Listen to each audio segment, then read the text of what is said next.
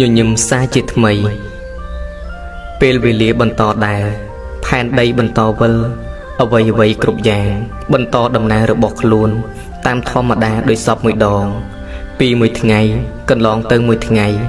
គម្លាតរវាងអ្នកនិងគេកាន់តែឃ្លាតឆ្ងាយពីគ្នាពីមួយថ្ងៃកន្លងទៅមួយថ្ងៃអ្នកព្យាយាមរៀនរស់ដោយខ្លួនឯងពីមួយថ្ងៃកន្លងទៅមួយថ្ងៃអ្នកទន្ទឹងរង់ចាំថ្ងៃស្នាមរបួសជាសះស្បើយនេះជារបៀបកាត់ចិត្តដែលអ្នកមិនអាចបង្ខំដូច្នេះអ្នកអាចធ្វើវាបន្តិចម្ដងបានអ្នកត្រូវមានការអត់ធ្មត់និងចេះរង់ចាំមិនងាយទេ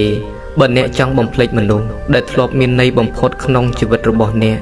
មិនងាយទេបើអ្នកចង់បំភ្លេចគ្រប់យ៉ាងដែលអ្នកធ្លាប់ពាល់ដោយផ្ទាល់ដល់ក្រអៅនៃបេះដូងយ៉ាងណាអ្នកត្រូវរឹងមាំអ្នកគង់អាចធ្វើវាបាន